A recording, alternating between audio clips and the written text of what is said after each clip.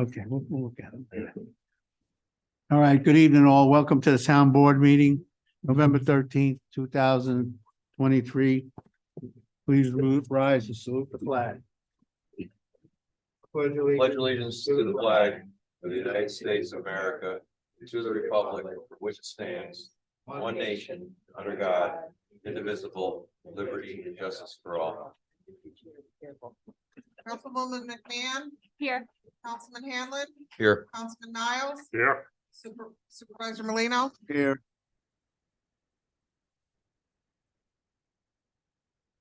All right, I'm going to open the public hearing on proposed zoning change at 164 East River Drive.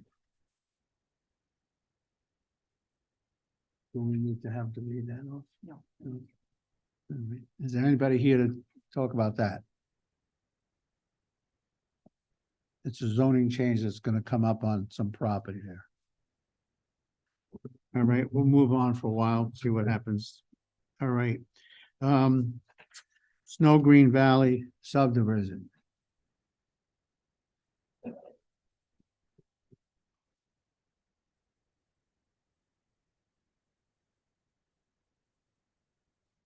Matt Huntington with Studio A here on behalf of the applicant, Tom Reed, who's also with me.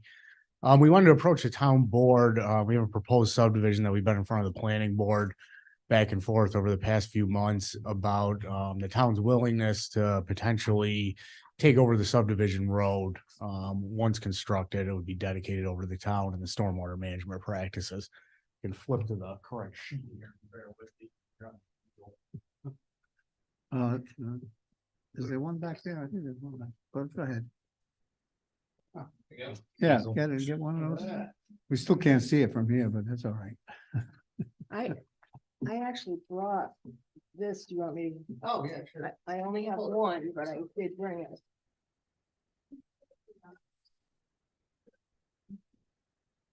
The handheld mic, handheld. You have that.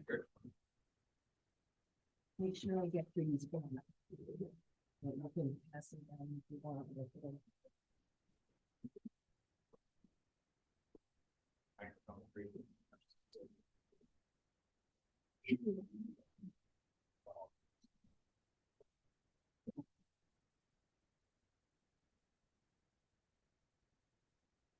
So essentially what we have is approximately 800 feet of roadway with a hammerhead turn at the end of it and 2 stormwater management practices here and here, aside from some roadside swales that are going to feed to these stormwater management practices.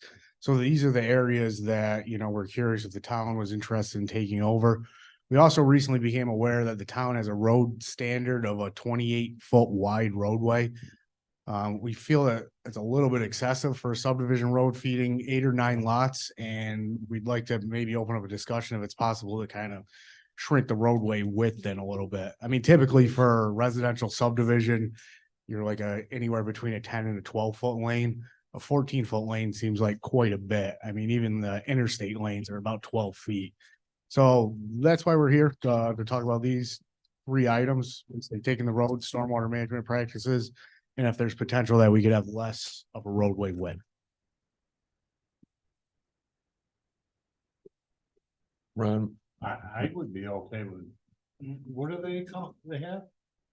Right now, we were showing a 24-foot wide roadway and which is 2 12-foot lanes. Is that overall width or? Yeah, it's 2 12-foot lanes. Two And then 12-foot lanes? yes. And you want to go to what? Well, we don't want to do 14-foot lanes, which is what the town standard says. It says a 28-foot roadway. So anywhere between 10 and 12-foot lanes would be ideal for this. I wouldn't go any. No, that doesn't include we put a 2-foot gravel shoulder on there. And then the actual drive lane, anywhere between 10 and 12 feet, we feel, I wouldn't go any smaller 12-foot wide. Okay. Wide. Yeah. Certainly, and that's what we had originally. I spoke with Karen last week when she discovered that the current roadway standard was the 14-foot lanes, which we thought, for what it is here, it seems a little bit excessive. Wide road, yeah. One besides the width of the road, the hammerhead on the end, snow removal. That's not a clean sweep through there, is it? If we were, that would involve a loader, maybe possible, I mean, Yeah, we would have to bring. Oh, depending on the storm and the Does- winter that we get. is that Right. hammerhead written in stone? Or does that be changed I'll have to confer back with the applicant, Tom, on that. for Yeah, manpower wise? I would like, Is what we I would would push like for. a right of way on that hammerhead for snow removal. Ron came in and looked at these plans after we had the last planning board meeting. And he had a couple of requests that have not gone to the planning board yet, of which you wanted a 25-foot Right away. right of way on at the hammerhead for snow removal reasons, so that no one can come back on them for pushing snow onto their property or whatever ends up happening. The other thing that he wanted was the mailboxes, because we don't know where the mailboxes are going to go yet, to be set back 4 feet off of the road. Okay. So, but that has not gone to the planning board yet. It was just discussion we had after the planning board meeting last month. It seems to me that the road design is a planning board issue, and the planning board should make recommendations to us, For what? Road design, like road design. The planning board reviews it, but the town actually taking over the road is your decision. Now, you could, I'm talking about road design. yeah, road design is part of the subdivision regulations, which is why I just handed Mary the subdivision book. Because are you looking for how to do a variance of that? They have to prove hardship for most things. It's written way in the back. It's variance. So I think for the purposes of the town board, that you need to decide whether or not you'd be willing to take over ownership of the road. Design standards of the road, I think needs to go back to the planning board and we have to figure out what that standard is. So we have time to do that. Okay. And just to clarify, on the right of way, when you say 25-foot right of way, are you talking about off of like the end of that or from Of the the center side, line of the road? yeah. Yeah, okay, so just 25 feet back, basically off of the end in this area? Or would you prefer to come off of like a corner? I just wanna make sure if we have a huge storm and I Yeah. put snow, people aren't screaming and yelling at me because I'm pushing it on their property. Yeah, I And don't, if it's 12-foot roadway, 24-foot overall width, I'd like a 28-foot right of way. Mhm.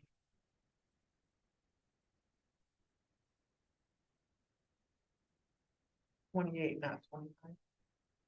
25 around the hammerhead Oh, and then 28. The roadway itself.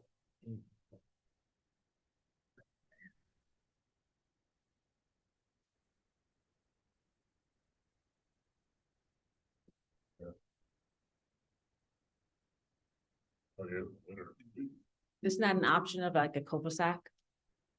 I It needs to believe that's be- been reviewed and. It's the hammerhead that's- Thrown out. The hammerhead is the more economical solution at this point. The original plan was a cul-de-sac and they came back with the change to this design. that's the only reason, like I'm asking is consideration for inclement weather, just for snow. That's a big thing. You gotta put that snow somewhere. If you can't go in and scoop it, go out the other way, it's gotta Yeah. go somewhere. No, I mean, it makes sense. And I think if you feel that that could be accomplished with the right of way, I don't think there's any qualms against giving an additional right of way there. You're Tom? Okay. No, so I mean.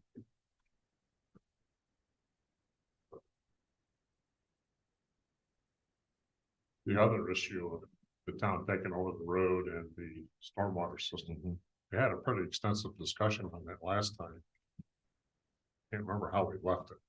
At the agenda meeting, we discussed it and we did not come to any solution. Ron was not present at that meeting either.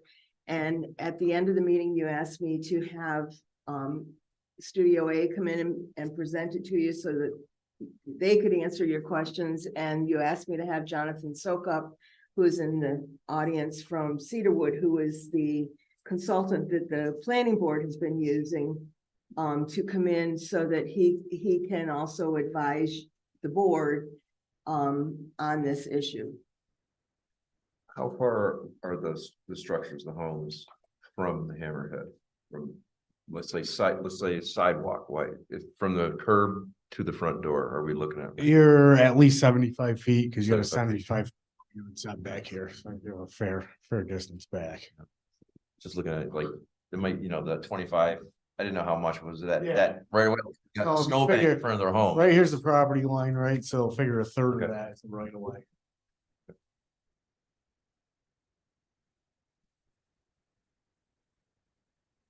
I made the statement at the last meeting that I've seen a community not take over things like this. And over time, that turned out to be a bad decision. However, somebody made the statement that there's certification required. We do not have the stormwater plan yet. It's drawn, there's 2 catch basins basically drawn on the subdivision, but we do not have the stormwater plan yet, which is a booklet usually that you get. And if the town takes, Jonathan Sokup could speak on this certainly better than I can, but someone has to be certified by, I believe, DEC and storm water management practices. And it's not a lengthy certification, I'm understanding, but you have to, each one is going to be different. Each plan comes with its own, I don't know what to say, its own set of rules of what you have to do. We have another one, as I've said before, that's in the process right now that is a completely different stormwater system than the proposed one that you're looking at. So the But plan is site specific. Yes, the plan is site specific. And so if you, right now, I don't believe we have any in town. Am I correct? Or does East River Estates have a stormwater? That wasn't even finished, so Okay. I don't believe. So we don't have any yet in town. This is going to be something new, but again, it's something that someone in, if the town takes it over, I'm assuming it would be someone in Ron's department that would have to go get the certification. And then each stormwater place in wherever they are in town, they would have to follow the plan to clean it up, to keep it mowed, to do whatever needs to be done. Jonathan, would you mind? Yeah, I can speak and Matt, you can jump in too. So essentially, Matt, correct me if I'm wrong, but basically they have to finalize their design moving forward. That'll go to the planning board and we'll review. So DEC will be the main reviewer of it as well from the agency standpoint, and they have to do a stormwater pollution prevention plan to design their post-construction control practices. And it sounds like you have an idea what you're going to do with 2 separate practices essentially and swales within the right of way. So most of these items, depending on the post-construction control practices that they choose, would probably be like sedimentation basin with infiltration basin as well. So they're, if everything's designed properly and these are under the microscope with DEC as well, and they do all their field work, then it's typically a low commitment, but there are requirements and usually you add those in the stormwater pollution prevention plan as well, what the ongoing maintenance intervals, frequencies going to be. You have to do things like just keep up with mowing, obviously, swales, stuff like that. Anything on the pre-treatment basin, you'll have to remove if trash or anything builds up in there or sediment over time. You'll have to remove that just so you don't deplete your storage volume. And then it's just basically mowing, upkeep, and then, if anything goes wrong or say you don't maintain them, then you can have a much bigger problem down the road, as with any infrastructure. If you plug up the infiltration basin and then you might have to get a professional in there, scoop things out and then reestablish your infiltration capacity. So, there are, depending on what they choose, there are labor requirements, maintenance requirements. So it's just something the town's going to have to decide moving forward. Your interest in taking those practices over, and that can be a discussion with each practice because everything is site specific, project specific moving forward on, what the final design is going to be and what's proposed. With the design, and the maintenance, Mhm. certification and all of that be any different if the town took it over as compared to an HOA or something like that? I mean, no, I mean, one entity is gonna be overall responsible for it either way, so nothing should really change, whether it's an HOA taking the infrastructure over, or whether the town chooses to. The reason I ask that is because I kind of have a chicken and the egg problem. Mhm. I'm not comfortable saying yes or no without knowing exactly what it is. And Mhm. I don't think you're to that point yet with your design. We are, I could describe it, actually. We're ready Well, I to mean, submit writing- this week. Writing so Yeah. that, so that our consultant can translate that into Mhm. English for me. Yeah, certainly. I mean, so you're aware, John's aware, it actually hasn't changed since the first design with the longer roadway. All that it did is eliminate one I'm infiltration talking basin. just about stormwater. Yeah, that's what I'm saying. The stormwater design is it's complete as of last week. We just have to resubmit. So the original, we did a full design originally for a longer roadway. And due to economics, the applicant decided to shorten the roadway. So by doing so, we actually removed one stormwater practice that was for the longer portion, but the two that are there are the same practice we originally proposed. So, and they have been reviewed. It's gonna come back as a revised submission. I will say, I guess, just on our end of the simplicity of taking these over, the stormwater practice proposed here are about the simplest ones that can be constructed and maintained. They're vegetated swales to essentially depressed areas that infiltrate. The soils on that site lend themselves to infiltration greatly. I mean, they're very bony, gravelly soils. So as you fill up with water, I mean, that's going to get sucked down pretty well. There was no high groundwater on site. So the maintenance, at least in our experience, is simply driving out there and checking on it, making sure everything looks okay, making sure it's not filling up with sediment from the roadway. At that point, then you got to kind of clean it out here and there to keep them functional. But other than that, it's pretty Jonathan, minimal. would you throw a dart at a board and say how much it's gonna cost the town to maintain that? Or could you? I mean, we could definitely look at it moving forward once we, see the final documents and make kind of a guesstimate and just compare with, what your labor hours are internally, so you could have something. So I mean, though Matt is correct, I mean, those are, less labor intensive than other practices, so. If it takes a few weeks for him to get us that information, is that gonna hurt you? I don't necessarily think so. I mean, we can continue moving through the planning board process. We just had one of our NIPA comments, notice an incomplete application from the APA Yeah, was so they just have a question on road ownership and HOA. That's kind of the main thing that's preventing us from having a full response back to them, to the park agency right now.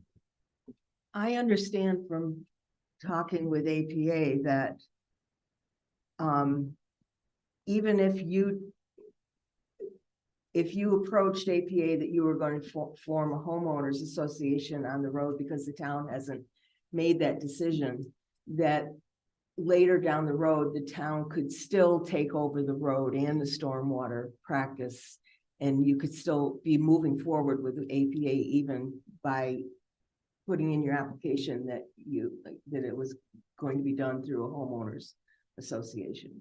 Yeah, That's what that- I understood from talking to them. Then I'll have to touch base with Devin Korn as the one reviewing it. Yeah. So I'd have to touch base with him because his comment specifically asked for if it is going to be an HOA, he wants samples of the deed and covenants related to that and the HOA ownership. So, that's more, I guess, hours put in on the administrative end to create that paperwork and more of the applicant spending money on that. And if he's just going to end up not going with it anyway, it's been attorney's time to draft that up. Well, it's the town board's decision what they do. I just wanted to make sure everyone was informed before you made the decision. Okay, this is just me, I'm not the whole board, obviously. So going back and rewinding just a bit. You have a final design now on the stormwater system to review. We don't, he's going to be No, he doesn't submitting it have moving to. forward. Yeah. So that'll come this week. We just wrapped it up at the end of last week, but I just say, I mean, obviously I'm only as good as my word here, but it has, the only thing that's changed from our original design on it was just the reduction of one stormwater practice along with the reduction of the roadway. So they're still the same practices, but yes, we will be resubmitting this revised design this week. I'm not on the planning board and I don't want to be. It's a good group of people. They do their thing. That's the way it should be.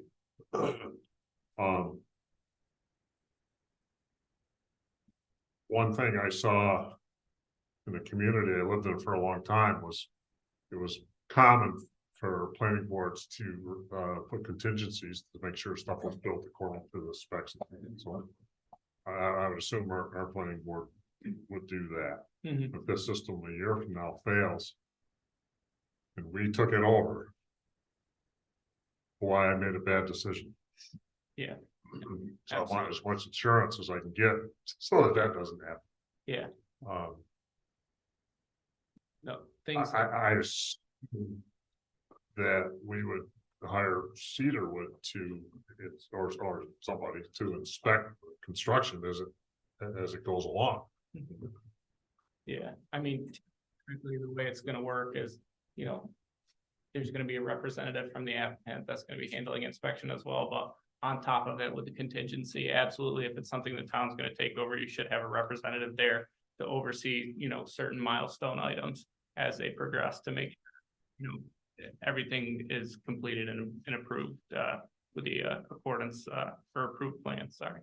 Yeah, our revised master plan, which was just completed by spring, is encouraging, you know, acceptable development so that we can bring young couples into town and so on and so forth. It doesn't specifically get into whether the town should take over roads or not, but it's pretty much, I think, an accepted opinion that if the town is not willing to take over some of these roads, we aren't gonna get some new houses in town.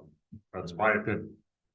For whatever sorts of you, that is my opinion, but I also want to make darn sure that the town is well covered on this thing, because it's kind of new territory for this beautiful little town.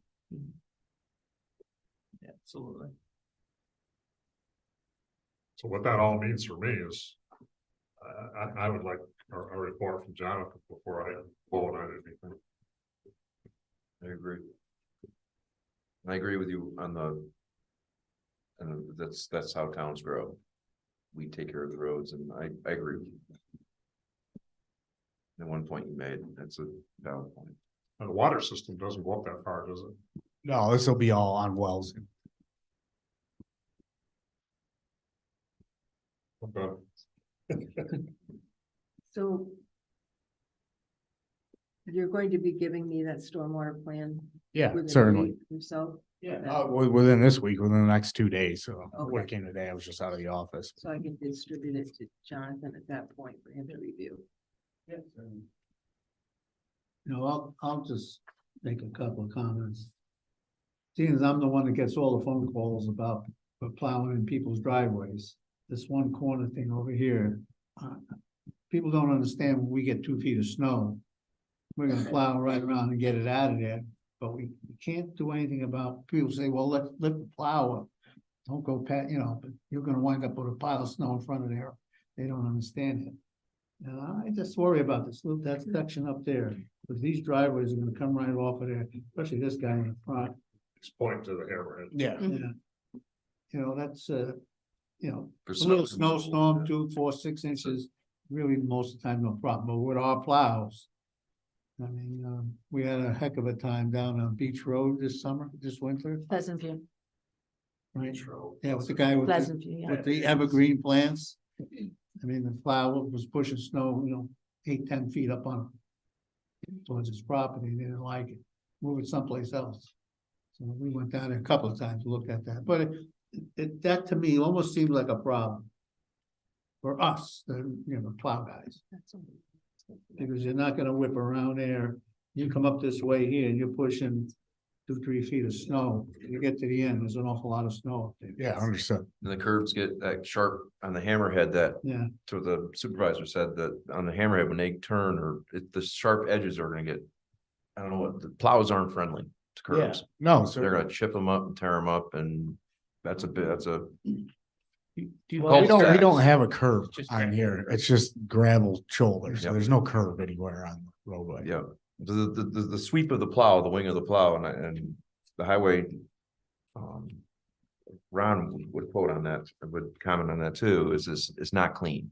Yeah. It's a big truck, it's a big, lot of, you know what I mean? And then No, it's different, they're saying, oh, that's fine, like the supervisor said, and then January, end of February comes and they can't even.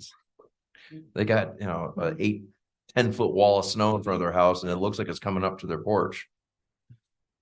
Well, like I said, you have the 75-foot front yard setback. I don't know if the, additional right of way helps give you Yeah. some peace.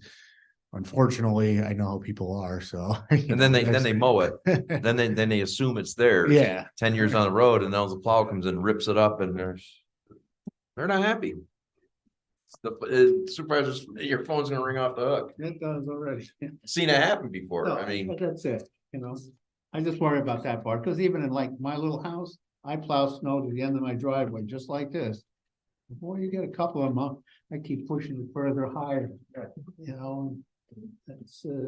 it's tough. The way that we get snow around here, not in the last couple of years. Last year was tough on a couple of those snowstorms. Not enough to stop the project, I'm saying just, and my other problem is, and I have to be the bad guy on it, I'm the budget officer also, and I have to make the budget every year. My road superintendent is gonna come to me after the first year and want 2 more men and another truck. Because this is not the only project we got 2 more coming.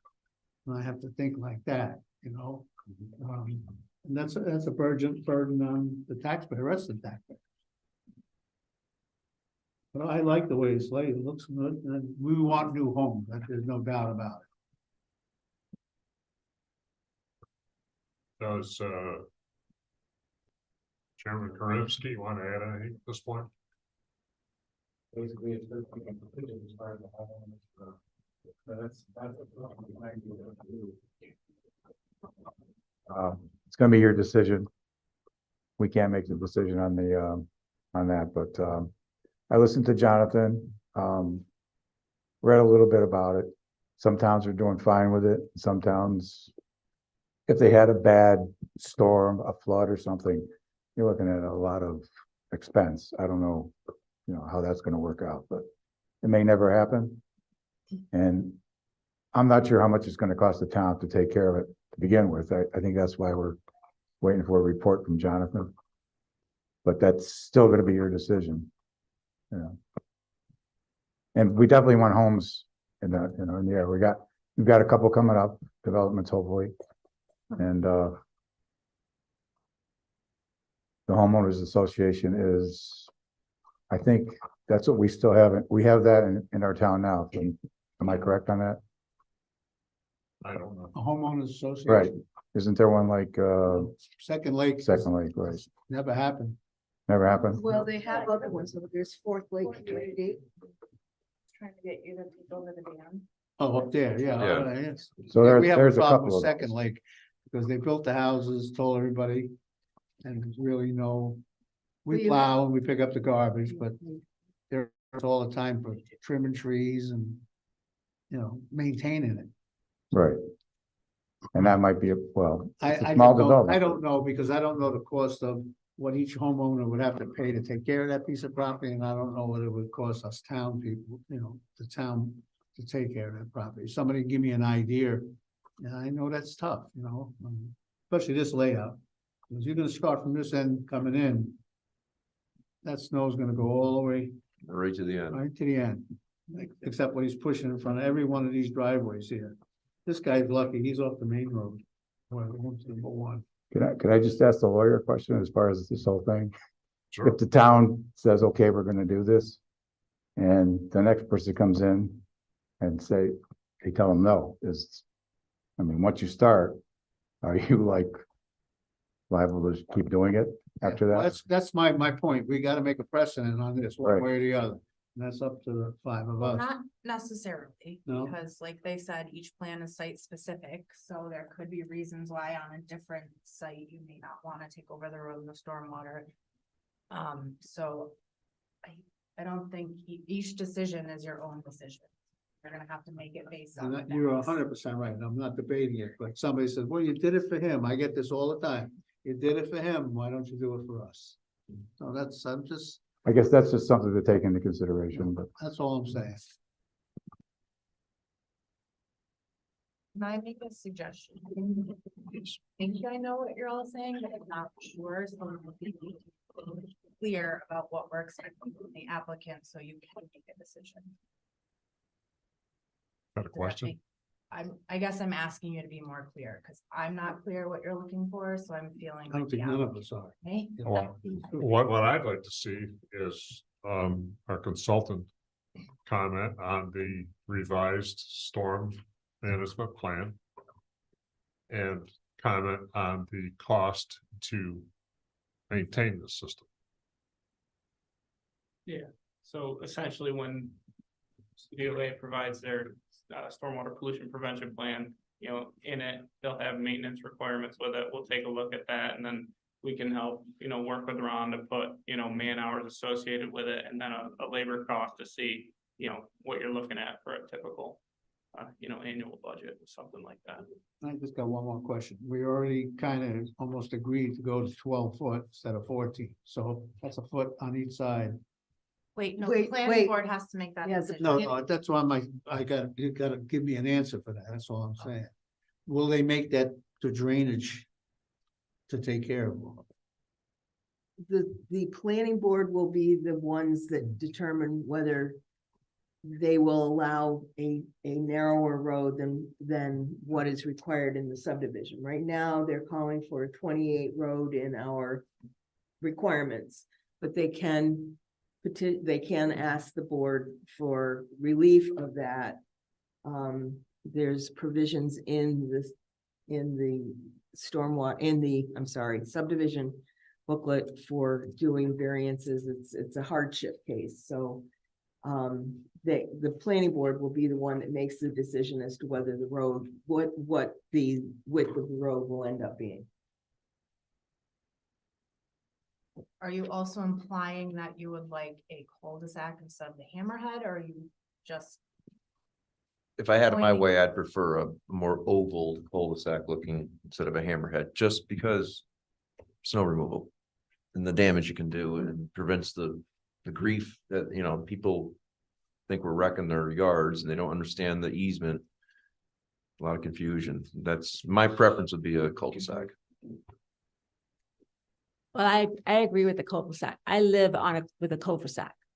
And I know the difference of the snow removal when they're coming down and they're taking it right back out.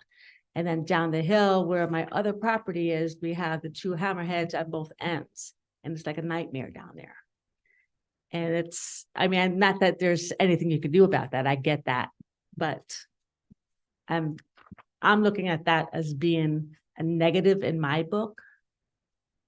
And I'm like, I got a lot of questions, but I don't want to really bombard you too much. But are you asking us to make a decision before these lots are sold, before the road is completed, and us to take on the expense now? No, I mean, and you can correct me if I'm wrong how it works, but in other towns that we work in, usually what it is, it's on the applicant to construct the whole thing complete. Yeah. When it's done, then the road's dedicated over to the town. Some towns, I don't want to spend Tom's money on them here, but some towns require an escrow deposit in order to complete the roadway. That way, in case, you know, you start it and everyone leaves and says, we want belly up, we're not developing it. Right. Now there's money in there to finish the binder course or the top course, whatever's left on the roadway. So no one would be asking anything from the town until it's done, finalized, roads complete. Road is stormwater totally drainage complete. Yeah. Houses are already sold or whatever. Well, houses sold, I don't know if that necessarily matters because we're only asking for the town to take the roadway and the stormwater management practices. So regardless of however many houses he actually sells in there, the road and the stormwater will be done much sooner likely than what the houses will be sold at. Okay, so, and I mean, I'm a numbers person. Yeah. So where I'm looking at is right now you own the property or someone owns the property. So the taxes are going to be paid and that's revenue for the town. which, I mean, I own property, I want my roads plowed, so I mean, I want to take care of our own, Certainly. okay? And as you're selling off the houses or the lots to the different houses, that liability will go on to the new homeowner. Yes, certainly. But it's still gonna be revenue coming in. Yeah, certainly. And with the house on it, of course, taxes are gonna be Yes. higher than just For a, whoever the new owner is, yeah. okay.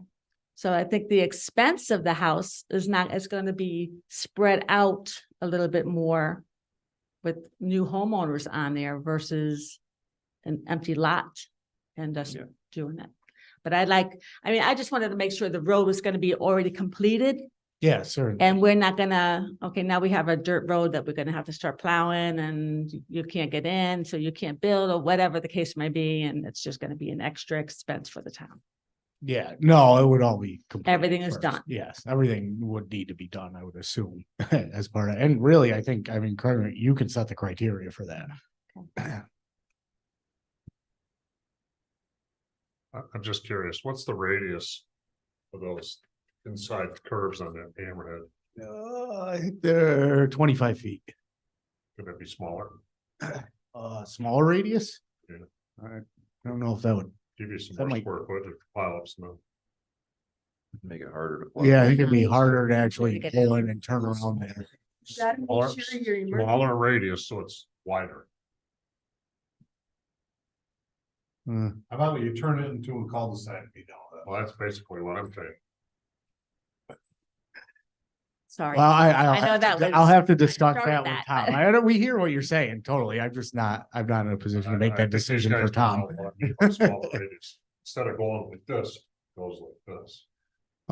Yeah, I kind of understand. I mean, that is designed to AASHTO standards for any sort of emergency vehicle to turn around and, That's what I was going to bring up, is you gotta make sure your emergency. Ambulance. vehicles- This would be Fire less restrictive. You still don't know what I'm saying. No. You're talking about opening it up. yeah, Okay. yeah, it's like a cul-de-sac without any center, really. It's all just, yeah. Instead of this.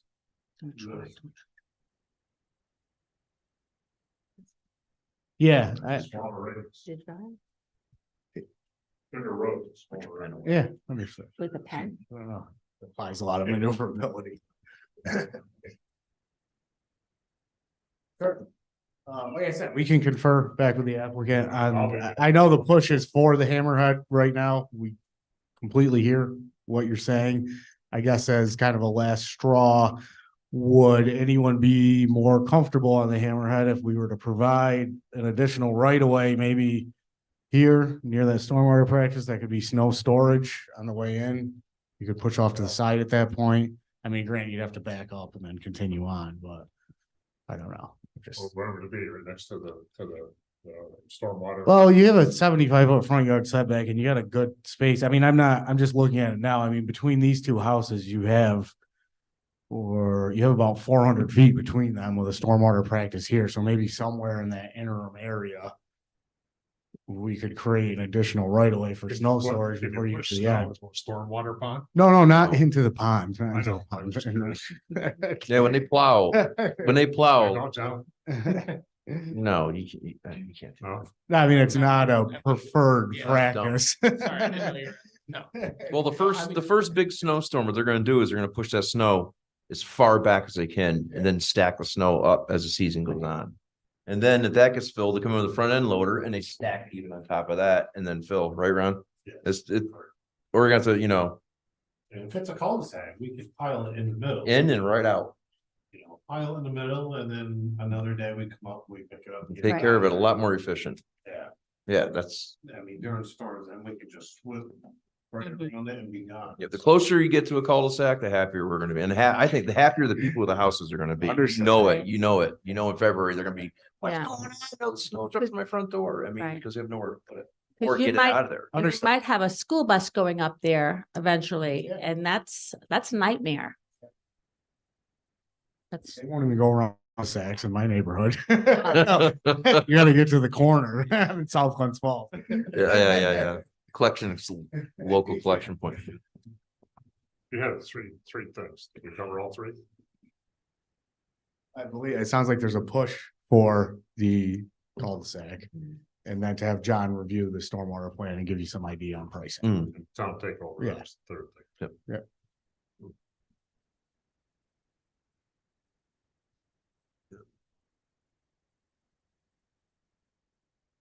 Ron, you have any comments on? Oh, I think if we went to a cul-de-sac, it'd be a little bit better for us. Yeah, That, and in another like I quicker. said, I would go smaller 12-foot lanes. Yeah. Especially with our wings and plows, you know, so. Mhm. That's where I'm at. What size do you need that cul-de-sac with at 12 going around be enough for the plow? Really have a sign. We would keep the same roadway width for the cul-de-sac. So we're not doing a cul-de-sac. Oh, okay. So does that take it off the table then? Cause you can just make a decision right now then. You're saying you want a cul-de-sac, he's saying you won't do one. Why wouldn't you do one? See? To satisfy the needs of the board, why wouldn't you do one? Talk just for a second here. This is a modified plan. I'm Tom Reed, I'm the owner. This plan has been modified because the roadway that was original, there's gonna be 8 houses on this road. We had a cul-de-sac at the end of it.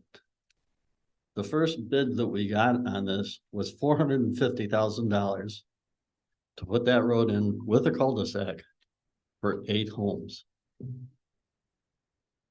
Now, do you realize what that drives the cost per lot up?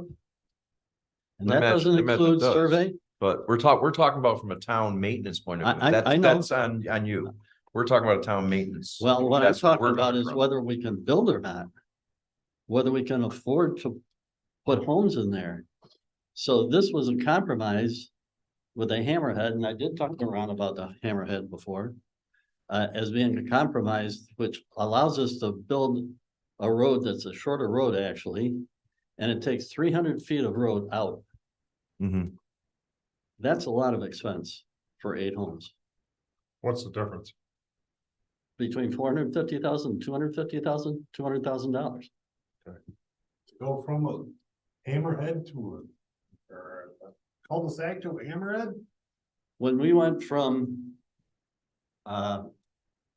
this road essentially was up at around 1,200 feet of roadway.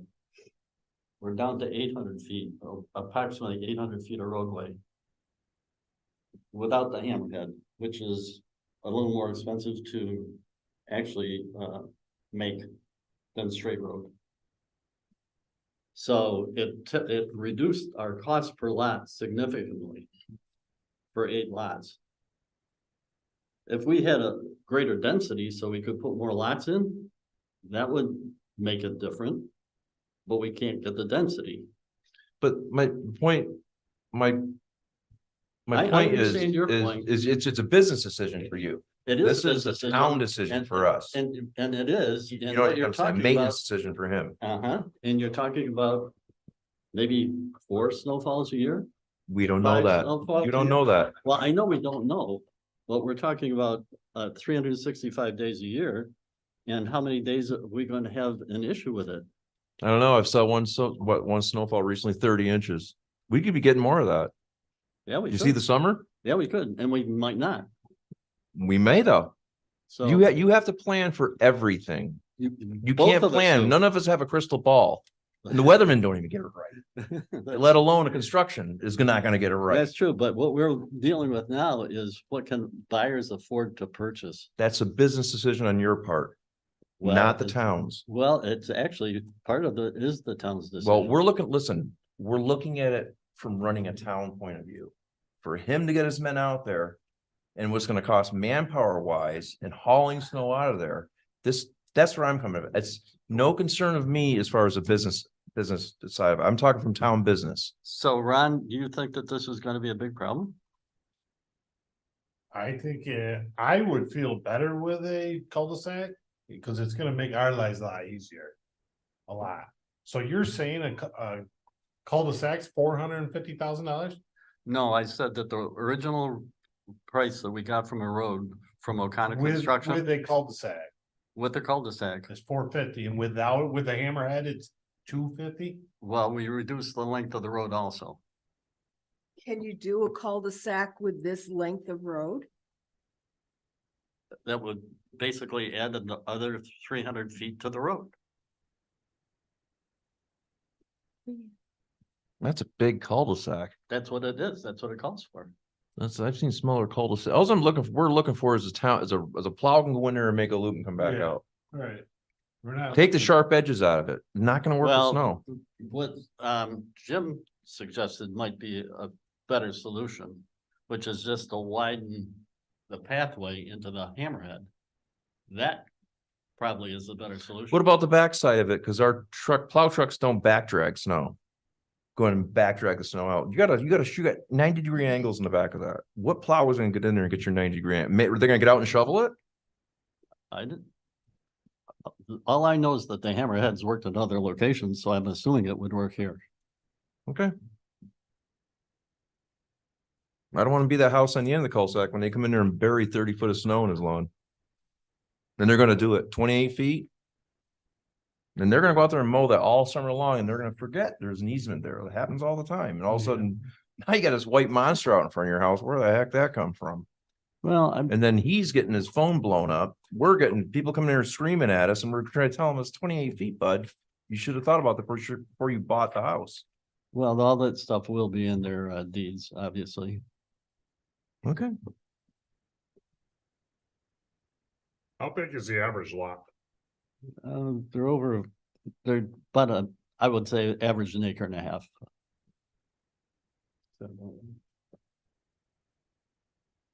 Yeah, I mean, they're between 1 and 3.75 acres, so, yeah. Probably fair to say. Yeah.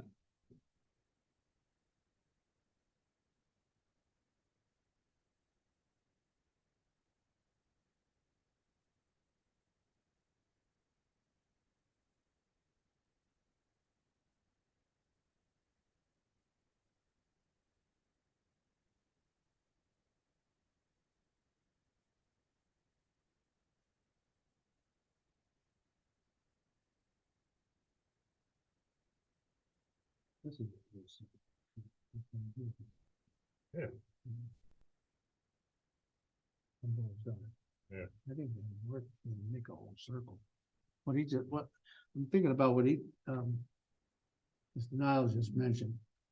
If you make this, like he drew over there, a little bit rounder instead of just square look, Right. leave the back half square. I Yeah. think that might help a lot, Well, that's why I said, I think that Jim's suggestion's a really good decision, because it's gonna be on land suggestion. that could be used for that. Won't interfere with anybody's real That's- property. That's why I asked the size of the lots. Talking about, 6,000 or 8,000 square feet on an acre and a half lots. Not gonna hurt anybody.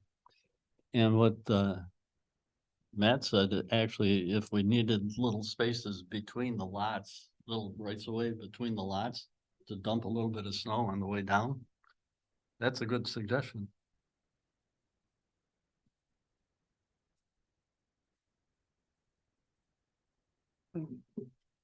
I think we can work it out. What we're trying to do is really do something for the town here. I mean, we'd like to get some development here.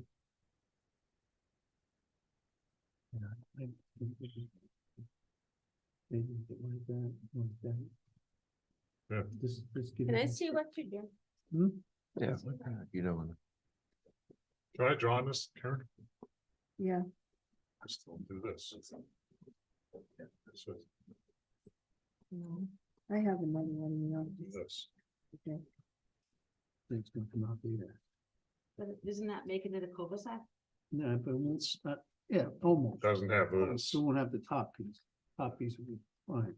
This will just give them more room to turn. Right, like that. Just flatten that up. You were widening that little this way, widening a little bit. But what about the end where it's square though? How do you would- plow would- that out? would still be there. Still That's, be there, that's not my like you do. point.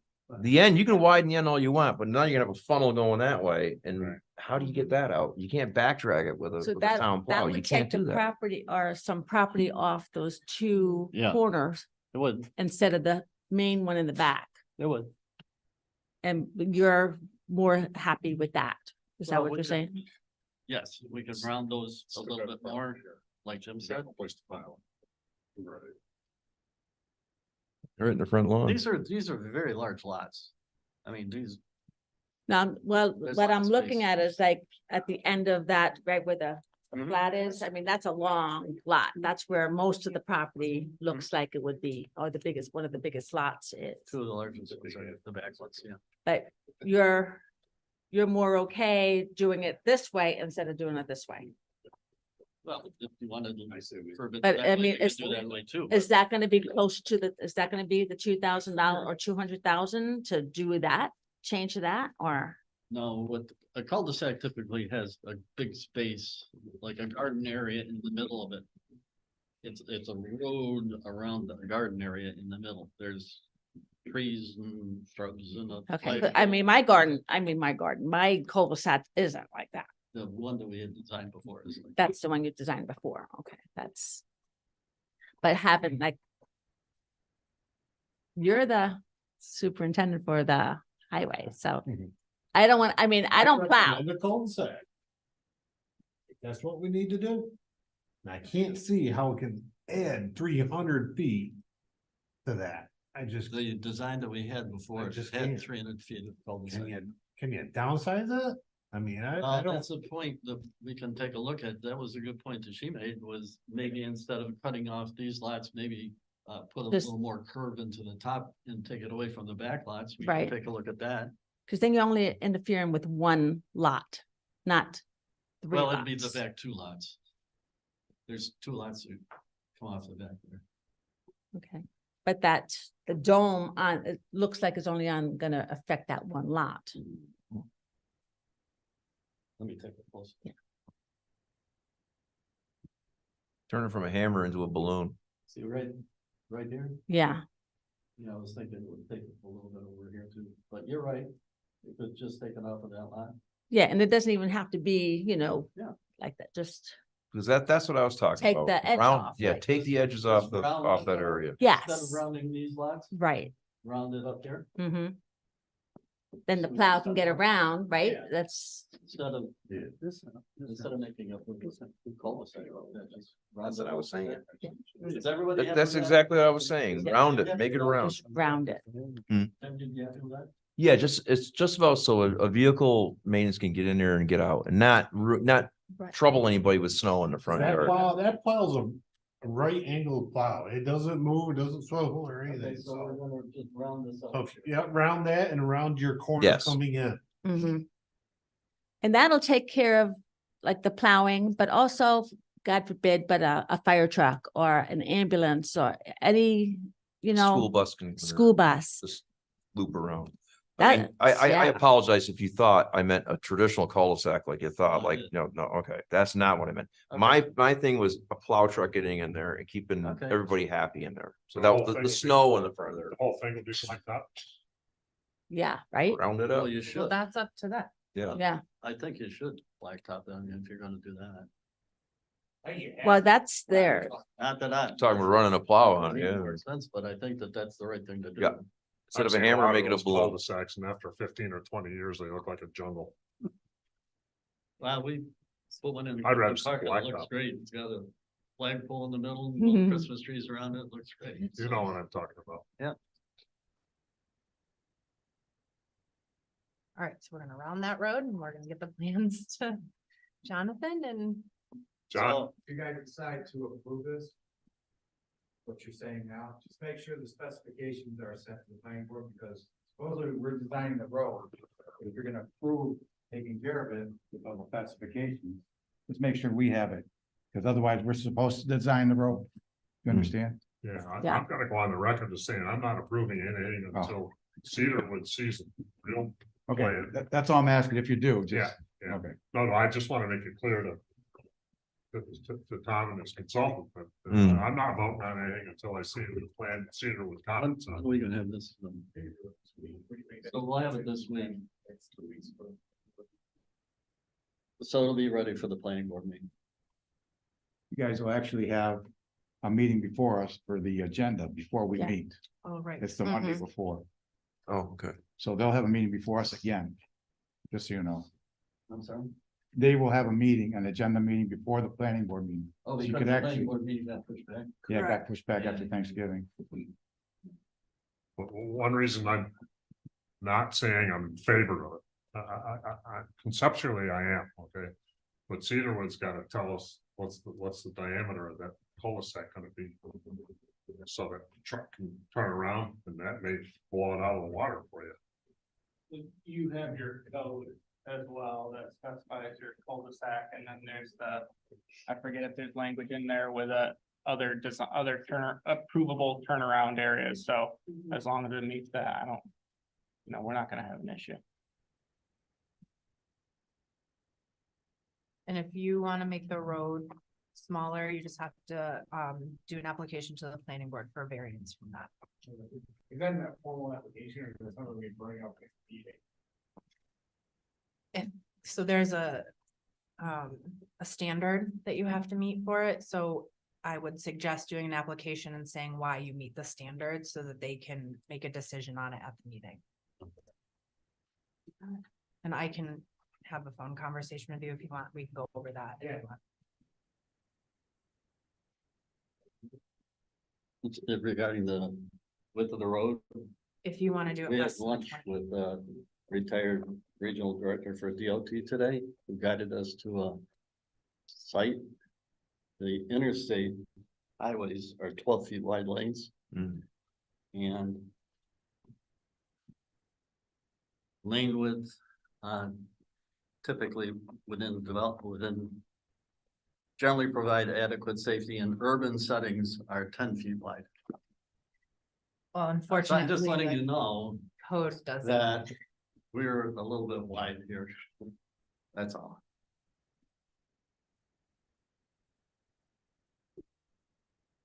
Okay, we done? I'm not happy. Thank you. Thank you. Thank you. Chris? Thanks, Scott. You're welcome.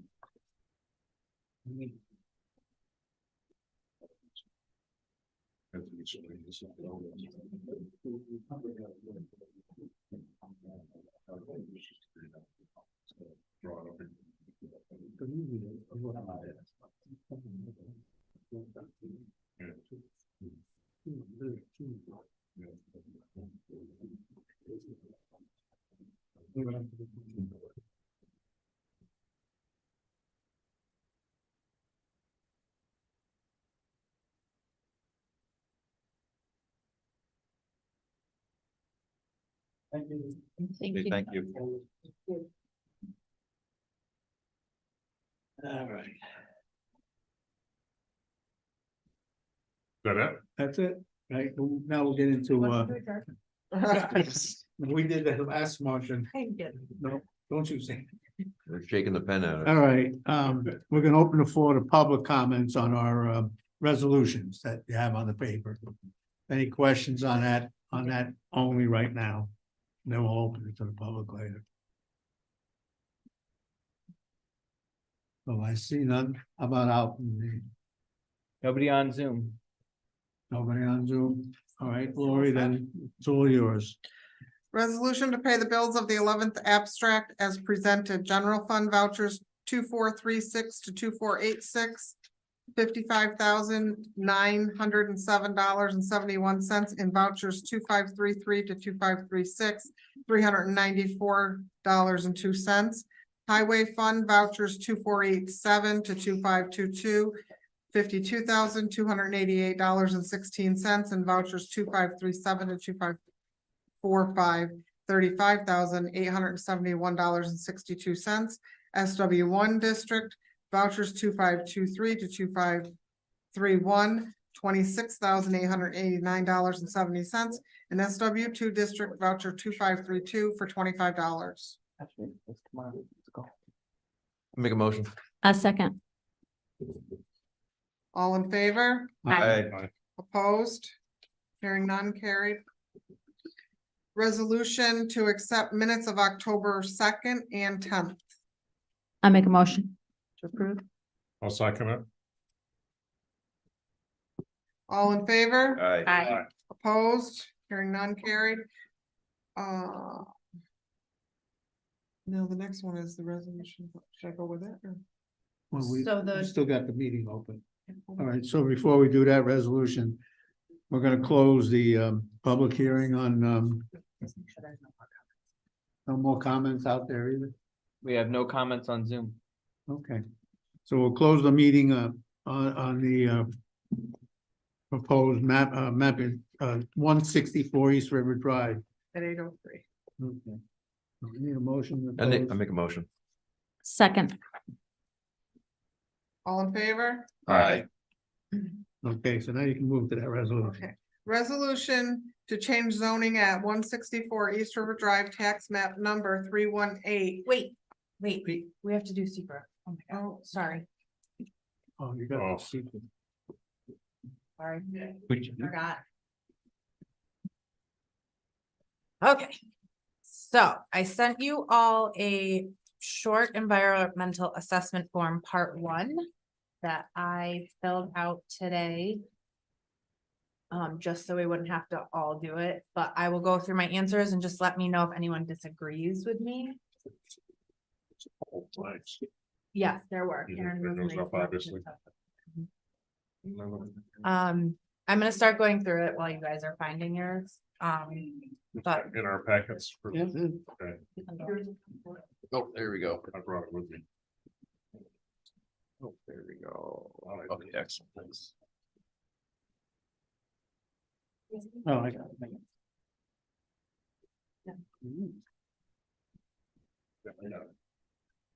I brought mine and I highlighted and trying to find that.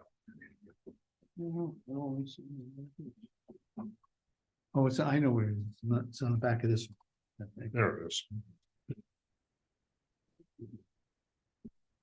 Too much paper. I have another one if you need it.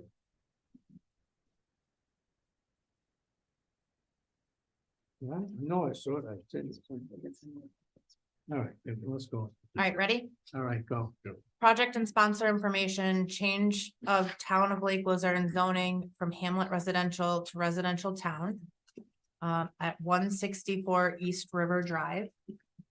Brief description, this parcel of land contains 2 different zoning districts, Hamlet residential and residential town.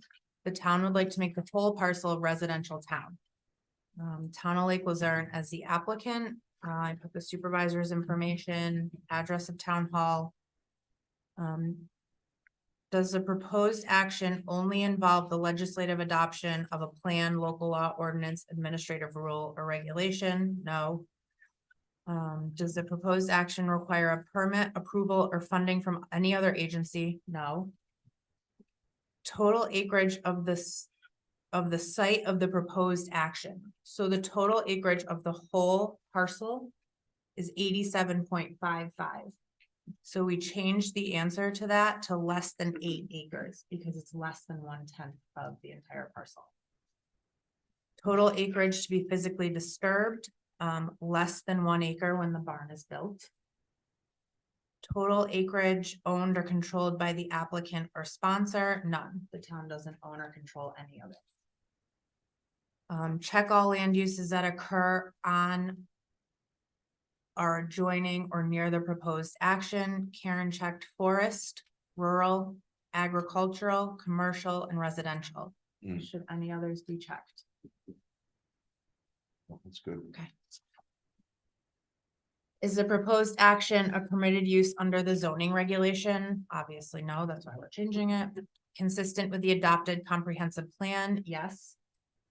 Is the proposed action consistent with the predominant character of the existing built or natural landscape? Yes. Is the site of the proposed action located in or does it adjoin a state-listed critical environmental area? No. Will the proposed action result in a substantial increase in traffic above present levels? No. Are public transportation services available at or near the site of the proposed action? No. Are any pedestrian accommodations or bicycle routes available on or near the site of the proposed action? No. Does the proposed action meet or exceed the state energy code requirements? No. Will the proposed action connect to an existing public or private water supply? I actually don't know the answer to that. There is town water by there, but I don't know. This is the tree farm. Yes, They want water to them. Right. but right now they don't. Not right now, they don't. For the tree farm for sprinkling and all that? Yeah, where they sell Christmas trees. They want to connect though, They do want to. so I'm gonna say yes, because the proposed action is building a barn. So they'll want to. So I changed that to yes. Will the proposed proposed action connect to existing wastewater utilities? No. Okay, I put no. Does the project site contain or is substantially contiguous to a building, archaeological site, or district which is listed on the National or State Register of Historic Places? Or has been determined by the Commissioner of the New York Office of Parks, Recreation, and Historical Preservation to be eligible for listing on the State Register of Historical Places? No. Is the project site or any portion of it located in or adjacent to an area designated as sensitive for archaeological sites on the New York State Historic Preservation Office Archaeological Site Inventory? No. Does any portion of the site of the proposed action or lands joining the proposed action contain wetlands or other water bodies regulated by a federal, state, or local agency? Yes. Yes. Would Really? Yes, there is one area in there that has an ADA wetland. Would the proposed action physically alter or encroach into any existing wetland or water body? No. If yes, identify the wetland or water body and extent of alterations in square feet or approximate acres. Karen put approximately 7.18 acres. Number 14, identify the typical habitat types that occur on or are likely to be found on the project site. I put forest, agricultural, grasslands, and that is all I put. Did anything else be checked? Do we need that wetland? No, we don't. Wetland. Is the wetland in there? Yeah. I didn't look at it. Okay, so I'm now checking wetlands. I don't think anything else would apply. All right, Good. yeah, Okay. I agree. Does the site of the proposed action contain any species of animal or associated habitats listed by the state or federal government as a threatened or endangered? Karen put no. Is that you or me? No, it was Okay.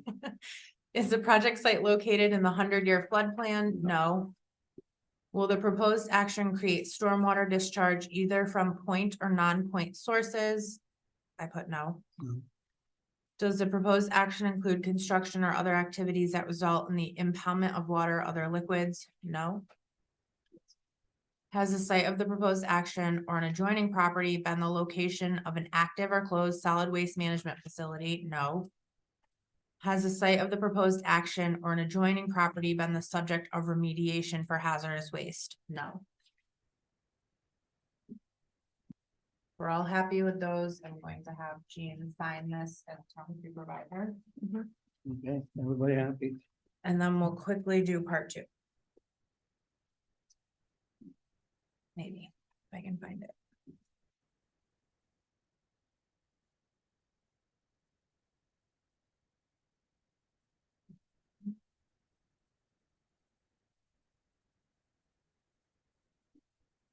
I have a part 2. I have it. All right. Are we ready? Yes, Okay. So the answers are no or small impact. One answer, or moderate to large. The other. Will the proposed action being the rezoning. Will the proposed action create a material conflict with an adopted land use plan or zoning regulation? No. no, Will the proposed action result in a change in the use or intensity of the land? No. Will the proposed action impair the character or quality of the existing community? Nope. Will the proposed action have an impact on the environmental characteristics that cause the establishment of a critical environmental area? No, Will the proposed action result in an adverse change in the existing level of traffic or affect existing infrastructure for mass transit, biking, or walkway? No, Will the proposed action cause an increase in the use of energy and it fails to incorporate reasonably available energy conservation or renewable energy opportunities? No. Will the proposed action impact existing public-private water supplies? No. Public or private wastewater treatment utilities? No. Will the proposed action impair the character or quality of important historic, archaeological, architectural, or aesthetic resources? No. Will the proposed action result in an adverse change to natural resources? Nope. Will the proposed action result in an increase in the potential for erosion, flooding, or drainage problems? No. Will the proposed action create hazard to environmental resources or human health? Nope. Okay, so I'm checking the box that says, the proposed will not result in any significant adverse environmental impacts. Agreed. That was it. Now you can pass the resolution. Before we get into anything, I'd like to change the disc, please. It's almost like pre-registration. You go to the doctor's office. You have dizziness. You have, right? No, right? Ad nauseum. Mhm. Yeah, that's right. quite a few. So approve the amendment. Watching grass. Well, Opposite action, so we yeah, did that's short good. term. Be nice for that. That's good. Yep. Good deal.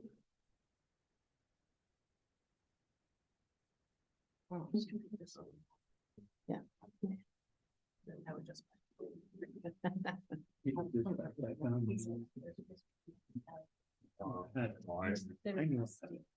I brought one. Well, it's attached to this one, that's. I barely remember if I was been there. At the Christmas tree farm, I've been there forever.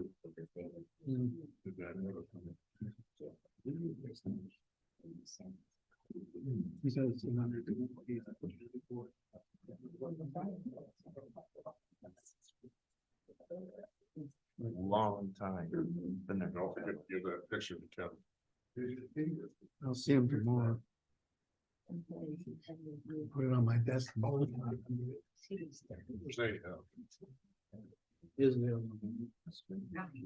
counties. Planner.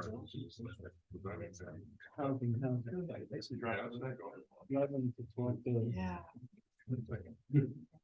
So just read the report. Okay, it's rolling again. I think yes. Yes, we- So are we all set? Okay.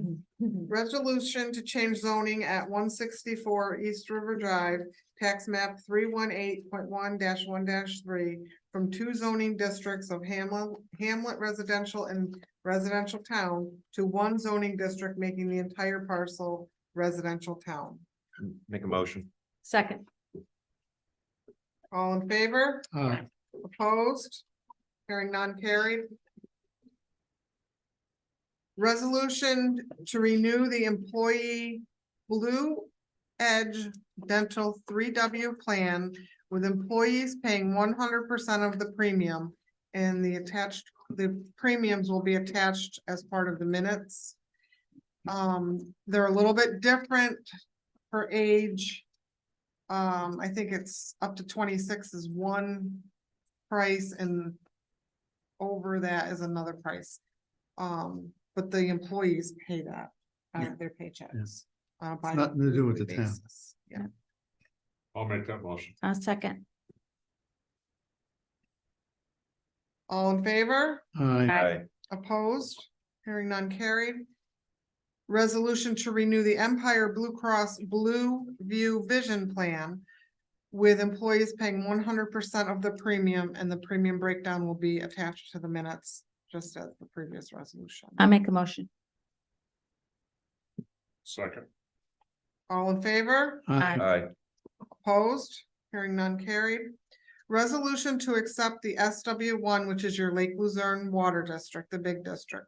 billing total of $179,086.28 and to re-levy unpaid water bills in the amount of $24,775.58 into the 2024 town and county tax bill. Make a motion. I'll second. Can we have just a little discussion? Yeah. Is that a pretty typical percentage being Yes. re-levied? It's in the mid-20s all the time. Yeah. It's actually a little bit less than past years, but it fluctuates every year, so. So But we get the money from the county. Yeah. They Mhm. make us whole. And then they put it on I the was tax just bill. curious if there's Mhm. something going on. No. Nope, this is normal. All in favor? Aye. Opposed? Hearing none carried. Resolution to accept the SW2, which is the Hudson Grove Flat Rate District. Billing of $59,500 and to re-levy unpaid water bills in the amount of $15,669.50 into the 2024 town and county tax bill. I make the motion. Second, All in favor? Aye. Opposed? Hearing none carried. Resolution to allow the Rod and Gun Club to hold their meetings in the meeting room of the Town Hall Complex on the third Monday of each month, starting on January 15th, 2024. I'll make that motion. A second. All in favor? Aye. Aye. Aye. Opposed? Just Hearing so none. everybody knows, we used to The do third. that, stop when it's cold. Right. Third back. It's probably 3 meetings, maybe 4. Yeah. It's just making sure it doesn't happen. Okay, I'm gonna turn it over to Mary for a moment. So the next one is the real property exemption that Melissa talked to you guys about for the volunteer firefighters and volunteer ambulance. So it is a local law, so you have to set a public hearing for your next meeting and then hold a public hearing and you can pass it at that point.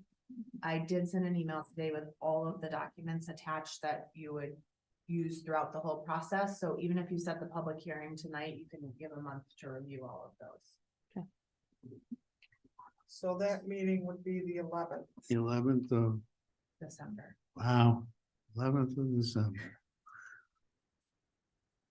So it's a resolution to set the public hearing on the proposed local law. I'll make that motion. I'll second. All in favor? Aye. Opposed? Hearing none carried. Okay, you're on to reports. Okay. Councilwoman McLean? McMahon, I'm sorry. Jesus, shrinking back. What? He's gone. I'm sorry. Nothing to report? Anything? Nothing? Okay. Councilman Hanlon? The only thing, and this has something to do with, you also Supervisor, is what we discussed about with the river, with the signs, we might as well bring that up, Go ahead.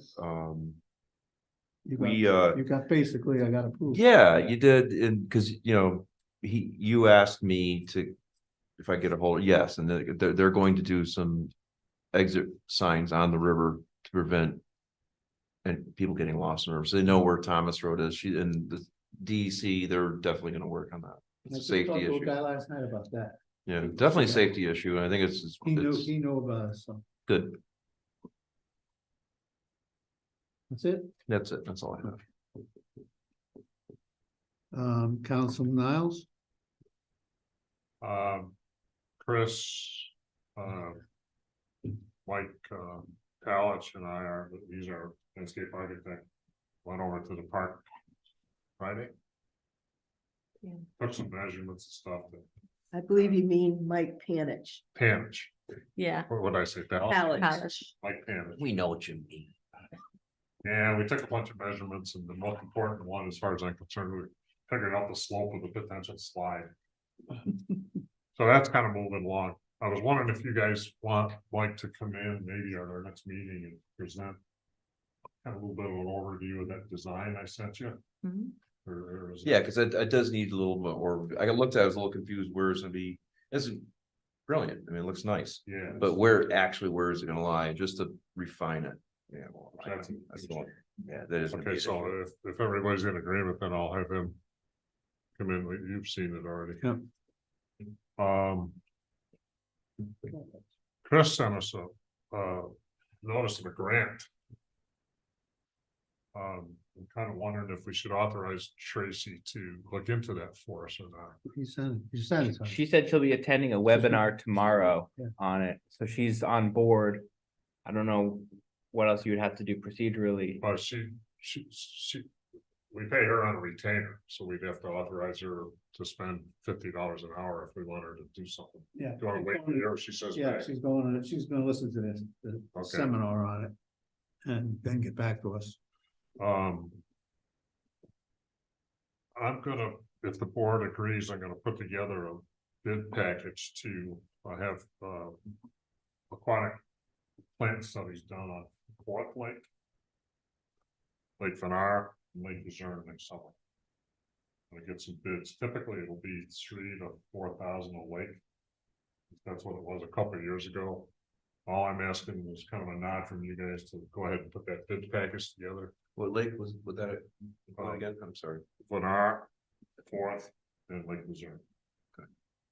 The purpose of Lake Luzerne. The chains that you're in fact looking at the up the chain to see what we got going on. Yeah.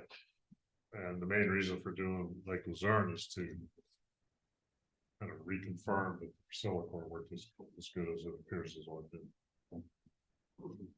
So if you guys are all right, I'm gonna go ahead and put those bid packages together, get some Yeah. prices. Good. I'm also, Does that have to go into the face of everything? Are you just gonna write it up? Yeah. And then you're not gonna distribute it, right? correct, Yeah. Put it out a bit. You are. That's, you got it written up enough for it. Yeah, you can't do anything without. So you'll need a resolution authorizing. I'll write it up. We'll figure out what to do with it after I get it done. Yeah, And it also depends on what you think the cost is. If it's under your procurement policy, you don't have to follow those steps. yes, yeah, probably, it probably will be, but I kind of want to bid it anyways. Okay, There's some history, yeah, totally your choice. you know what I'm talking about. Yep. Lost my place. Are we gonna go into executive session to talk about personnel a little bit? Yes, so I'm gonna bring that up. Mary wanted. Okay. That's it. Thank you. All right, Highway Superintendent, Mr. Dool. No, We are in snow mode now, obviously. The other day we went out for a little while. And we start cutting brush at the spots where people are complaining. I got one thing to say. I was brought to my attention there on Facebook or Lake Luzerne. I can't remember that community one. Yeah. Area fan Lake page. Luzerne area. Yeah. Something, anyways, I got in a little tip tap with a guy up in Second Lake. Complaining about the brush, the road, the signs, everything. I'm like. So I politely responded back. And then it just took off. What'd you do, Ron? I just want everyone to know, and whoever's on if there's an issue or a problem, just call me at the garage. That's all it would take. But I politely responded and that was that. I didn't do anything more. Actually, I went and talked to him today and he had a bad day. Comes to find out, and he was polite as could be. And I told him I had to get to the brush as soon as I can. I will get them. So. well, I mentioned that to you today, you know. Yeah. 3 months ago, they were sitting in here looking for a sign, and we all agreed, let's put a sign there. Told them to go out, make sure everybody's happy with it, get back to me, and he said, everybody's happy with it, and I had the sign designed by a sign guy. And they never came back after I gave it to them, so I don't know. Right, but why are we putting a community sign up there when it's not a community? It's not, there's no HOAs or anything like that. It's just. Most of the Like, problem he area. said was that people pull into there, that's what Yeah, they, because. because they either miss the campground next door or they think Right. that's the entrance to campground. That's basically their biggest thing. But, I just wanted to put that out there, just a phone call, that's all it would take. Okay, Ron. That was my excitement this weekend. Would you call him, Ron? Oh. My wife was reading that Saturday and she called me over and said, did you see this? I said, I don't get on that. I was gonna send it to you, but. there's Yeah, so and much of I it. read your response and a couple other people in there. Yeah. A couple of people belittle, knock them down. Absolutely, I mean. That's why I don't get always goes- involved in those. It always goes negative, always. Get that keyboard in front of him. And he had a bad day, that's all. Oh, yeah, yeah. All right, Haven't you ever heard the advice, don't read the comments? yeah. Yeah, I stay right, off yeah. that. You're right. You got anything else, Ron? No, I don't. All right, good. Zoning, Karen. Okay, you all have the report that we distributed today. I just wanted to point out at the end of the report that our office has been was asked to participate in a panel covering short-term rentals at an upcoming planning conference in Saratoga. And because Chris is a short-term rental officer, I'm going to I suggested to the people that well, it was Don McPherson of the Saratoga Planning Conference. Chris is going to be the person out of our office representing us, and it's going to be a good experience for him, but it also is good for the town, that someone that will be out there actually showing what we've done, what problems we've run into, what we plan to do in the future, changes to be made, etc. But it's a pretty good opportunity, and kudos to Chris for being able to do this.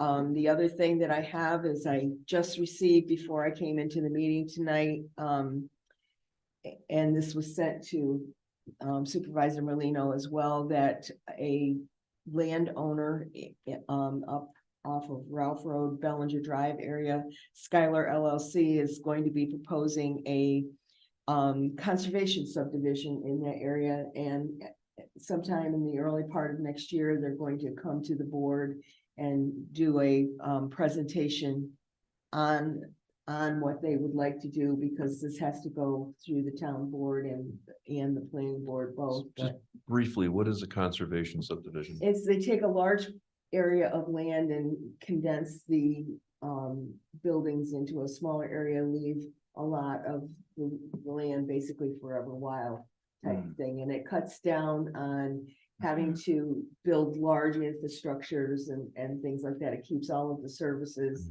in a smaller area. I don't know what they're proposing. They just came in and we went over. I've heard of this. That's more just this town. There's a lot of, I want to do it. They want to lock up land.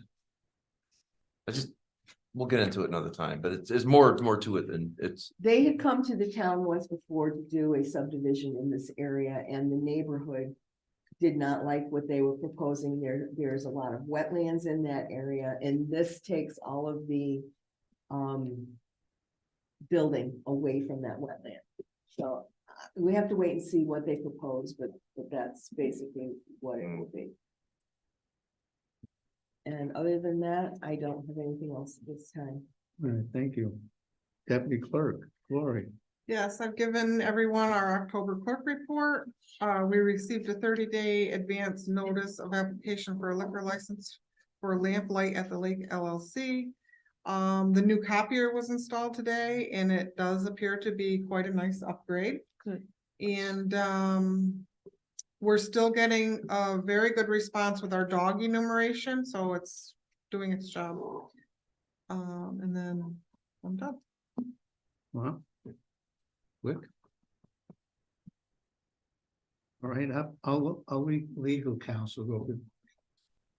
So I'm gonna ask for an executive session to talk about current litigation and employment history of a particular individual, but I can wait till the end if you wanna open the floor up to the public first. No, that's what I'm, yeah. Not much public life. We'll listen to them. All right, I just got a couple of short things. One, we were informed, we passed a resolution number 56 in 2023 about authorizing to put up a no parking sign near the area of 1140 Street, Call Street.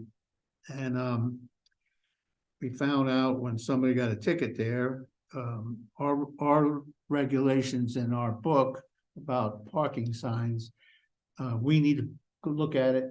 They go by dates, where you can't park from October 1st to, like, snowstorms. So we're gonna have to look at that. The county did put it there because it's a county road, but they go by our regulations, so we're gonna have to pull it out and just put a time, so because somebody got a ticket and they went to court and they said, where is it registered? And it really wasn't, so it's a little oversight on our part, but nothing major. I want to thank Annie McMahon for all the help. We got Joe Harder set up for that CDL license, and we spoke about it last 2 weeks ago. And I think we had an executive session, but we couldn't make a decision on it.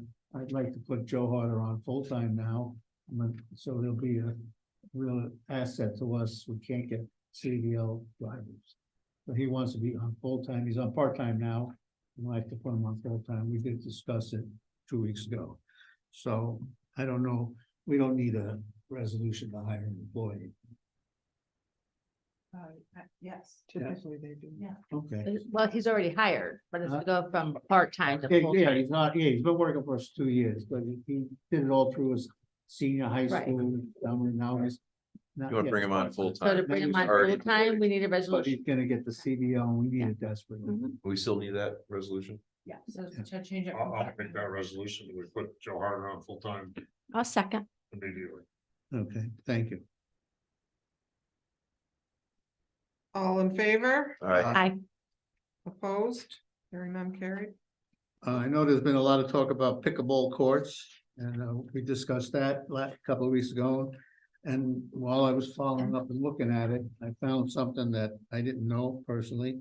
Our tennis courts are official tennis courts, size-wise, that they can hold events there, they can hold a competition there. And Yeah. the school uses it a lot during. I thought about that too. It's You in know, between the last so, time we talked. when we yeah. were thinking about taking one or two down or what, we might have to look at that. I have to talk to the superintendent of schools, because the ones that, I was told the ones at the school are not legal size for Mhm. competition.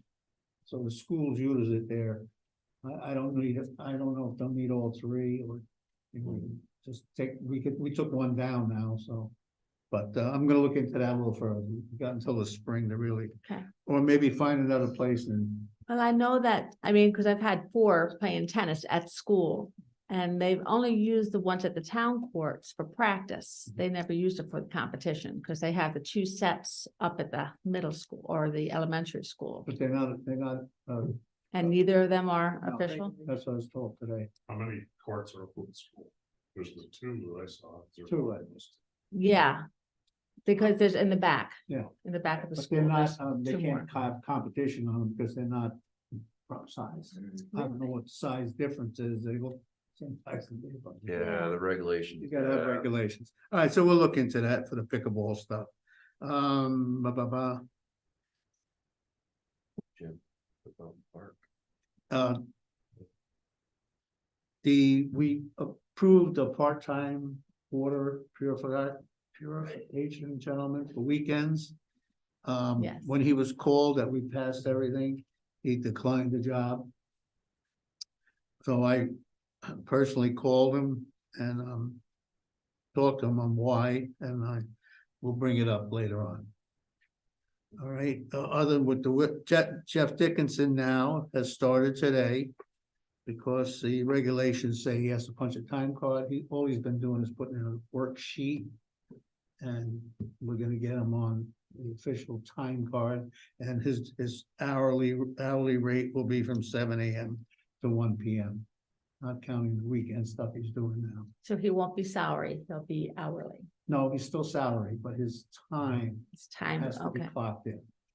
Just to track him Yeah. when he's on, okay. Yeah. All right, because we had some, and remember we had that audit back there, we got beat up that time cards weren't being punched for Mhm. lunch and stuff, so. He started that today. All right, that's all I have. That time card issue, that's common.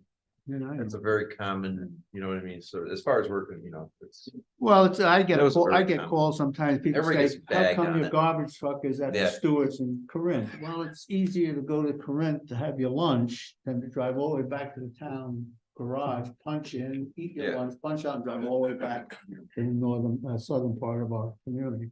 So, and Ron's taking care of his men, and I sign it each time, each payroll through that.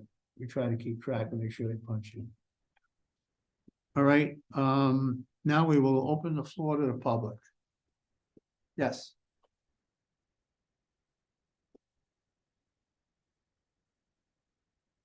Patricia Goldberg, Hillcrest Drive. The folk school, the Adirondack Folk School, is working on its 2024 catalog. And I'm one of the people editing it. If I counted correctly, we have 340 classes that we're offering next year.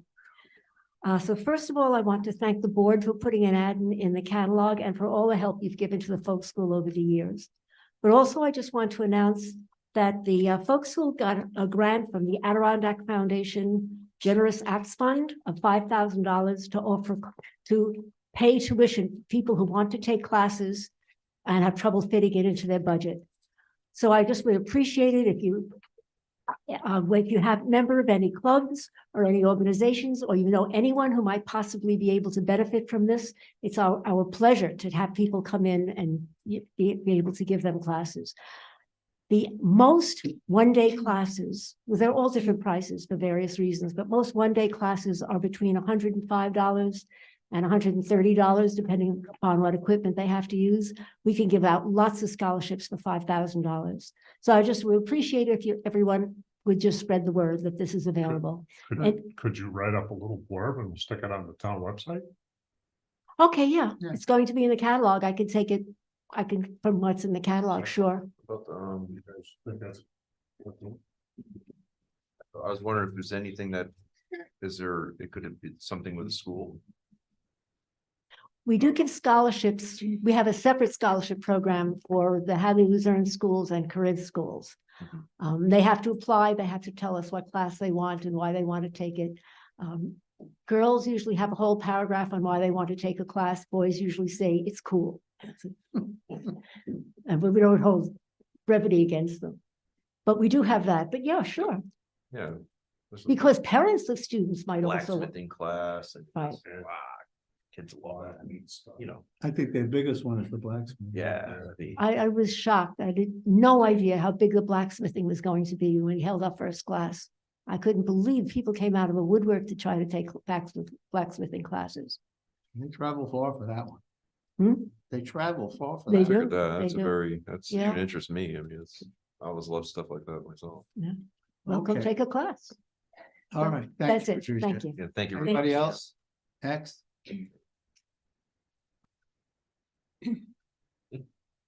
Well, we've heard that.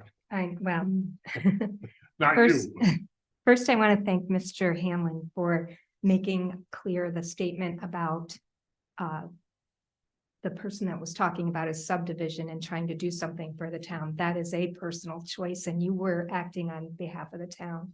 And it kind of goes with what I had to say this evening. For the past year and a half, I've been asking the town to consider forming a housing committee to address current and future housing issues and solutions for our town.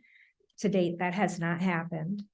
In June of this past year, I met with Mr. Niles and Mr. Merlino, and we had a conversation. I passed on some information about some Zoom classes and conferences about the issue, but really nothing has come of that meeting. On October 25th, I sent an email to Mr. Merlino with information about a culminating event in Tupper Lake on November 1st. The event was called Taking Stock of Housing, and it addressed all of the issues that the Adirondack towns are facing, and it provided information and examples on how to address those issues. My request of Mr. Merlino was to pass the information on to every board in our town and every board member. So not just the town board, but the planning board and the zoning board. My hopes were that somebody would attend and represent our town, but I saw no one there. We talked about it, Mr. Miles and I mean, sometimes during those things, I have long days. But I'm gonna talk to you one thing. I don't know if you're available tomorrow at 11 o'clock. Come to the county. Well, I was going to say that. I've already looked at the plan. Yeah. And tomorrow. That's gonna be a countywide plan. so- Right, they're gonna review the housing report. Many of the people in attendance on November 1st were involved in the compilation of the information in that report. But our town really wasn't represented specifically. And some of the problems that they identified, we really are facing. We are top heavy on luxury housing, second homes, resort homes, short-term rentals, and retirement homes. We're not targeting the people that will run this town. We're not targeting that. We need people that are coming here with a family. And some of the subdivisions that are being proposed are not family friendly. The pricing, no matter what anybody is doing to try to shrink costs, it's not going to be for families. So those types of issues are addressed in that housing report. And I'm asking again for the town to really consider a housing committee. I'm offering to volunteer my That's time what I was again. gonna say, why don't you, step up, which you are, I don't mean that phrase. Mhm. And really take charge of that for us, because a lot of us just don't have the time. Again, I am just a citizen right now. I can't go, but when you go hopefully to that thing, yeah. meeting tomorrow, you will find, Yeah, they'll talk that's about right. things that I've brought up, like deed restrictions, and that is knocking on people's doors and saying, would you consider doing this? And the other issues that our town faces,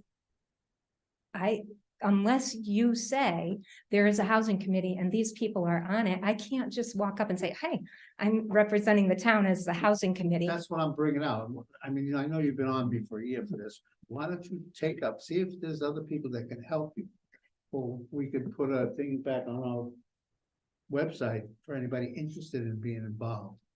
And see if we can get some names. That would be wonderful, but I still think there should be some official representation now that there's a full board seated. Is there somebody that could take a position on, and there could be an actual housing committee for our town? Because unless it's official, nothing is ever really going to get done. I have a concern. I don't have a building background or anything like that. I see the need. I see the problems. I'm looking to our town board to be proactive and not be behind the 8 ball again. We need to be in front of it.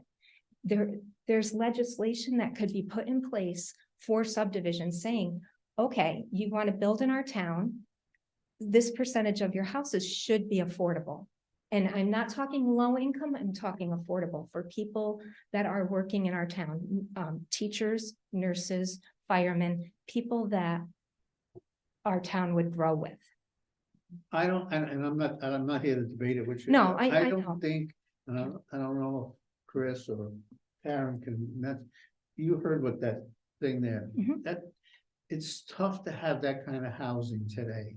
But everything is so expensive, so you either gotta be in the $150,000 case, you can't build houses anymore for that. I wasn't going to bring this up at the meeting, but because of what happened here and that little exchange that happened. Before I went to that meeting in Tupper Lake last week, I was ready to just say, nobody's listening to me, because I have been to the other boards and I ask, who will listen? Who can do something about this? I think people will listen, don't get it wrong, but Okay. sometimes But we don't have the time. but see, that's the thing. Other towns have found a way to address it. And I've spoken to you about that, like Old Forge, Inlet and Racket Lake, they formed a consortium and the 3 towns went in together and funded an organization. They gave this group of people money to solve their problem. They're community planners. I am not. I am a concerned citizen. So at this meeting, and it was like a think tank, there was a panel and there were people from not-for-profits. There are people out there willing to help us. All we have to do is ask. And the one overriding statement that really struck home, because I feel here, everybody, not everybody, I don't want to make a blanket statement. People tend to say, oh, I can make a lot of money. I don't have to charge a reasonable price because there are 3 other people waiting that will pay an exorbitant price. And the overriding statement from not only contractors, but people that were individuals that flipped houses and things like that, I'm willing to take less, meaning I'm willing to take less money because I care. And that's what we need to be fostering in our town. And I know that's all, you know, pie in the sky, but I do think there are people in our town that care. And I do think that there is a way to approach this and get people to work with us. They talked about land banks and trusts, and there are people that you will meet tomorrow that are willing to help us set those things up. And there are ways to have, when there is a county auction of land, some of the communities that were represented there, they had the county turn over a the public auction property. The properties that were going up for sale, they just pulled them off the tax roll and transferred ownership to the town so that the town could rehab it or develop it and get it out there to benefit the town, to really benefit the town, to provide affordable housing for the people that live there. So that's all I have to say. Thank you for your time. I'm sorry it's too long. It's okay, man. What was that? Are you going to it? I can't go tomorrow, but I have already read it. The document's online. It's online, right? Yeah, thank you. That's some like 80, I have 68 pages or 86 pages, something. I have a quick question. Yeah. Who owns across from the Luzerne Market, the Mansford house and the Cunningham. my whole life has been a dump. Well, we've approached them many times, try to let them donate it to the town that we. Yeah, what is it? Fix What are it they up. holding on to it for? They just refuse to even sell it. And the white one. It's an eyesore to the whole white town. one has been. It was condemned by this town, had to be 35 years ago, and it's Yeah. still standing. But it's, Yeah. there's a lot of money to put into that house. The red one, you might be able to save. There's no second or Yeah, I know. Yeah, I kind of figured that. The guy that used to do our milfoil. He was kicking around buying it and doing classes in there about diving and stuff like that. It's bad. Just top of my head as well, just driving by there wondering about that the other Well, day. you know what the whole problem is, because you can't put a septic tank, it's all on ledge. Literally. a Yeah, ledge. so You know the rock next to it between the old, Yeah, that used to be a store on top of that, balanced on top of that was still some, the timber tannery tours, you look in there, Really? that used to be a store right on top of that, Um, built right on top of that huge rock, yeah, so Back that in the days of area is outhouses. solid rock, and period, that's it what the is. diner used to have to do, pump it out every couple of weeks and get Terrible, pretty yeah, expensive. And that's why people won't, if you put in something that, there's not gonna be a lot of people using Right. bathrooms, that you can fit something. Last month they had the tax sale that you were referring to. Were there any Three. lots? There was. There were 3? Yeah. And what happened with those? Do you They know? got sold. They did? And Warren there's, County doesn't, Warren County has a policy, they will not just turn it over to. Well, the I was town. just gonna say that. The town has to pay them for it. Right. So that's a Warren County policy. Mhm. So the town would have to bid on anybody else. Right. No, it's No. different, but the town still has to pay. But that's a Warren County issue. Yeah, they wanna get the tax money that they've lost over the years. Mhm. And they do pretty good on those things. They'll never get what's owed on them. But people like to go, like you said, people, there are people like to buy those houses, but you know what happens, and I'm not an expert on this, but I know in this town, I can give you 5 homes that were bought like that.